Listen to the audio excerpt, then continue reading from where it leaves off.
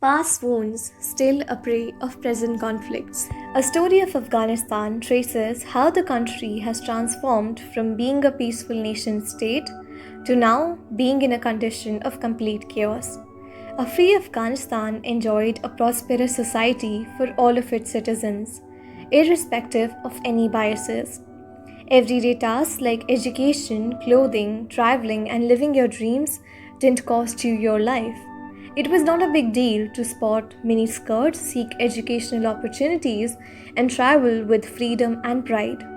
The plight of women changed from challenging conservative fashion initially to now being restricted to conceal their self identity under the veil of cultural barrier.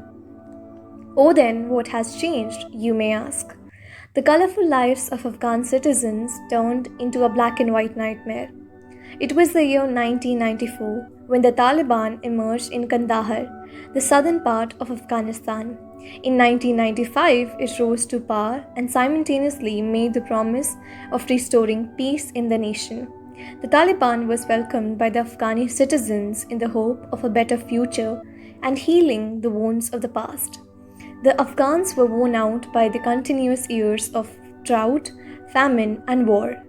However, the Taliban contradicted themselves by outlawing cultivation of poppies for opium trade, restricting education for women and employment opportunities, bounded them to wear burqa and limited their freedom to roam around unescorted. Islamic law was imposed through public executions and amputations. We all have heard the phrase that history repeats itself, but it couldn't have been more literal as Taliban has once again conquered the peaceful land of Afghanistan. The oppressive regime of Taliban took most of Afghan's 34 provincial capitals in just 9 days.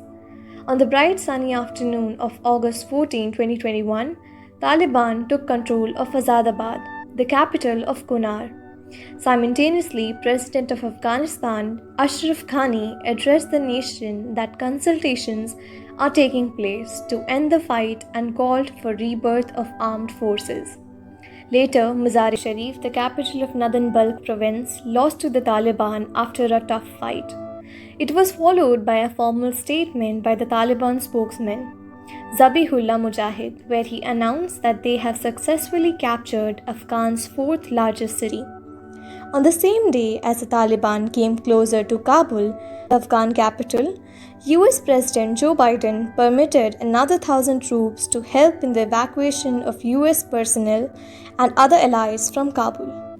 The new day for Afghanistan was not any different, as the Taliban continued to fight and took control of Bagram airfield and Parwan prison.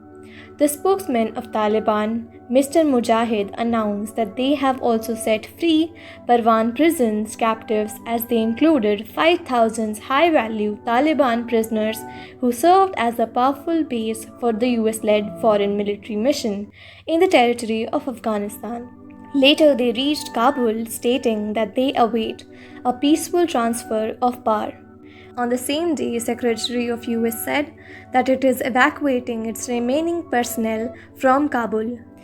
The further statement of Afghan president came as a shock to many, for he confirmed that he, along with the vice president and senior officials, fled the country in order to prevent bloodshed.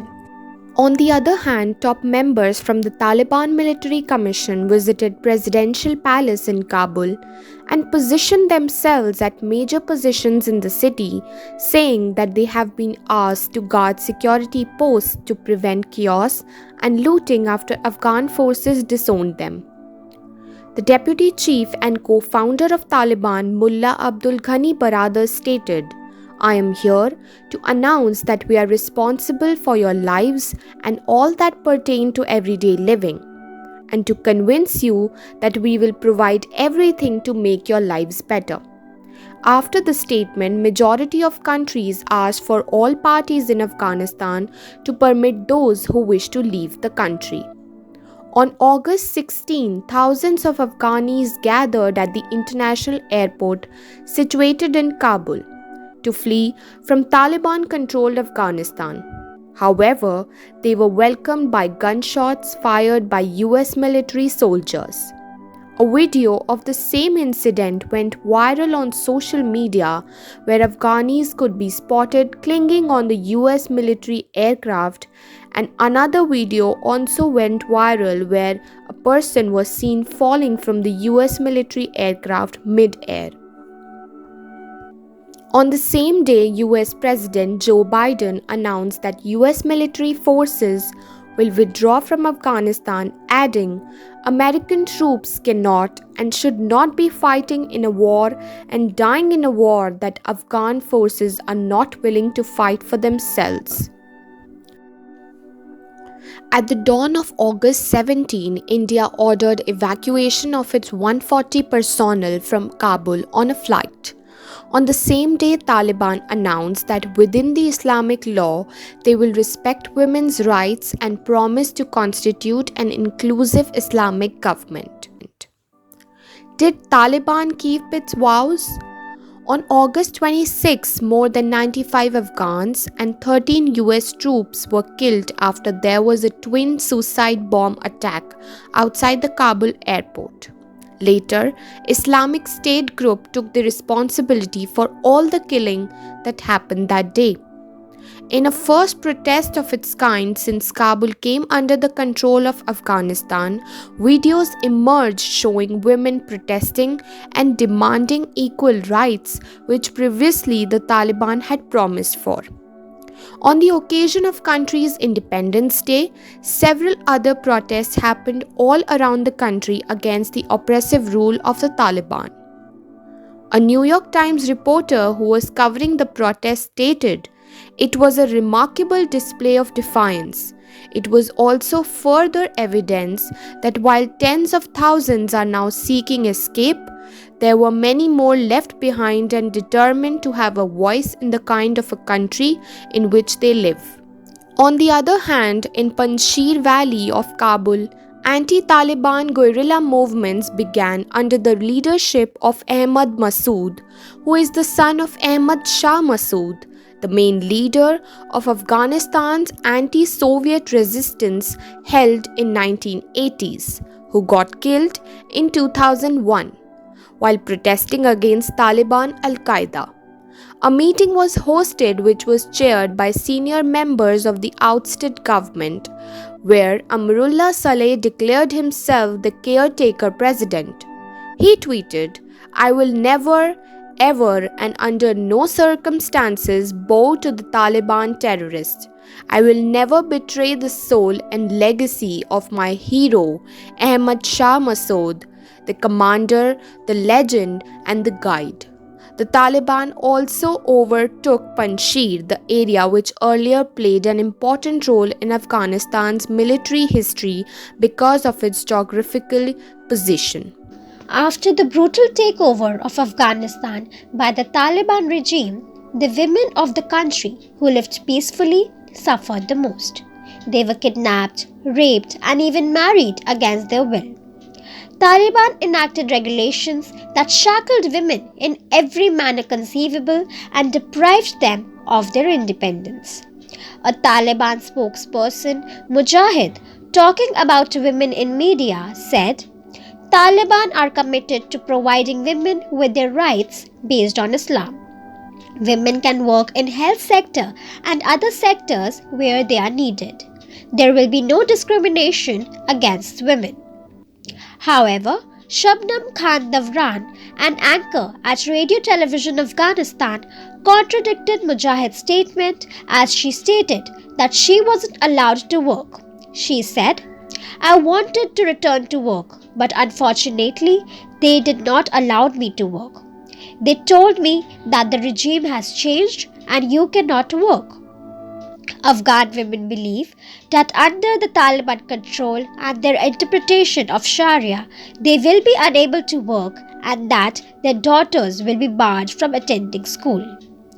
Taliban members force women to abandon their jobs because they believe that it is inappropriate and they want male workers to take their place.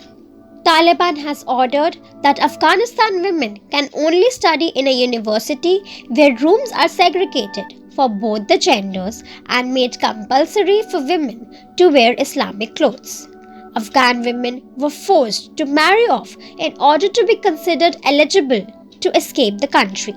Such cases clearly demonstrate the mindset of those who are willing to stoop to any level just because they know how desperate these women were to flee Afghanistan and selected that exact moment to utilize their power. Women were not even allowed to roam freely in Taliban controlled Afghanistan, as one of the school teachers who was victim of such an incident said. No one was allowed to go out to the market without a male escort. Some 3,000 families, mainly from northern provinces recently taken over by the Taliban, now live in tents inside the park, some on the sidewalks. The oppressor's Islamic Emirate. The Taliban announced their cabinet on the eve of September 7, 2021. It comprised of only male senior Taliban figures, some of those who were behind the attacks on the US forces. The government is led by Mullah Muhammad Hassan Akhand, who is one of the movement's founders and also who was blacklisted by the UN. Sirajuddin Haqqani is the interior minister who is also FBI's wanted leader of Haqqani militant group. This formation of cabinet is being considered as a key step in the formation of permanent Taliban government and will also face significant challenges like stabilizing country's economy and achieving international recognition. Taliban Supreme Leader Maulvi Hibatullah Akhundzada stated that they want to form strong and healthy relations with their neighbors, and they further added that they would respect international law and treaties which will not conflict with Islamic law and country's national values. Mullah Abdul Ghani Baradar and Maulvi Abdul Salam Hanafi has been appointed as deputy prime ministers. Mullah Yaqub is appointed as the defense minister, is also the son of Taliban founder leader Mullah Umar. Amir Khan Muttaqi is the foreign minister who was key player who dealt with the matter of US withdrawal from Afghanistan.